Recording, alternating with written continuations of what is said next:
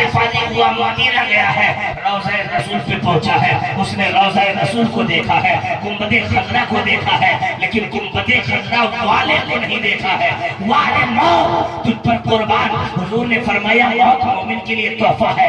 بات سمجھ میں آ گئی کہ جب مومن کو قبر میں اتارا جاتا ہے، ایک عاشق کی تمنا ہے کہ زندگی پر وہ یہ بات من میں سوچتا رہتا ہے کہ کاش گنبد خضرا کا دیدار کر لیا ہوتا تو آقا کریم علیہ الصلوۃ والتسلیم کی جو حدیث ہے، من زار قبری وجبت لہ شفاعتی، جس نے میرے قبر کی زیارت کی اس پر میری شفاعت واجب ہے، تو اس لسٹ میں میرا بھی نام آ گیا ہوتا۔ لیکن واللہ جب تم نے گلے لگایا، سماج کے لوگوں نے کندھے پر اٹھا کر قبرستان میں دفنایا، تو اب آقا کریم علیہ الصلوۃ والتسلیم کی جلوہ گری جب قبر میں دکھایا گیا، جب حضور کا دیدار قبر میں کرایا گیا، تو بات سمجھ میں آ گئی کہ زندگی بھر تمنا کرتے رہے کہ کاش خواب میں ہی حضور کا دیدار ہو جاتا، لیکن دیدار نہ ہو سکا۔ لیکن موت تو نے گلے لگایا، قبر میں اتارنے کے بعد حضور کا دیدار کرا دیا۔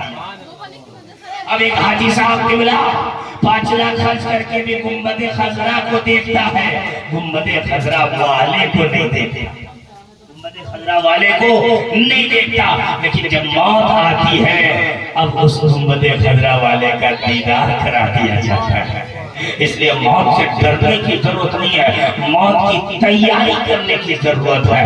ظاہر سی بات ہے مسلمانوں کہ ہم سب کا گھر جنت ہے، جنت ہمارے باپ کا گھر جنت، ہمارے باپ جنت میں رہتے تھے، جنت سے زمین پر اتارے گئے، ہم سب بھی باپ کی پشت میں تھے، زمین پر اتر گئے۔ اب جب ہمیں واپس جانا ہے تو کہاں جانا ہے؟ بولو جنت میں جانا ہے انشاءاللہ الرحمن۔ خوش فہمی کا شکار مت ہوئیے، صرف یہ مت کہیے کہ ہم جنت میں چلے جائیں گے، نہیں، بلکہ جنت میں جانے کی تیاری بھی کرنی ہوگی مسلمانوں۔ کہ نماز پڑھنا فرض عین ہے، نہیں پڑھے تو گنہگار ہوگا، اس پر کل ہے، اور کل میدان محشر میں پہلا سوال نماز کا ہوگا، پہلا سوال نماز کا ہوگا۔ لیکن آج ہماری ماں بہنوں کو دیکھیے نمازوں سے کیوں دور ہے۔ آج ہمارے سماج میں اچھے بچے کیوں نہیں ہوتے؟ ہمارے سماج میں اچھے بچے کیسے ہوں گے؟ کل کی مائیں جب ان کے بطن میں، ان کے پیٹ میں ان کے بچے پل رہے تھے، ان کی مائیں اپنے کام کاج میں مشغول رہ کر کے قرآن کی تلاوت کیا کرتی تھی، تو بیٹا زمانے کا غوث اعظم عبدالقادر 18 پارہ قرآن پاک کھینچ کر کے دنیا میں تشریف لاتا تھا۔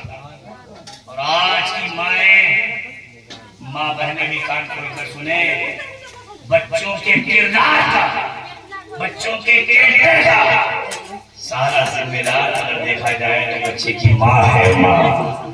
آج مائیں جب ہم ماؤں کے پیٹ میں بچے چل رہے ہوتے ہیں، تو آج کی مائیں قرآن کی تلاوت صاحب دور کی بات ہے، زبان پہ درود بھی نہیں ہوتا، زبان پہ درود بھی نہیں ہوتا، کلمہ شریف کا ورد بھی نہیں ہوتا۔ اور آج کی مائیں کیا کرتی ہے؟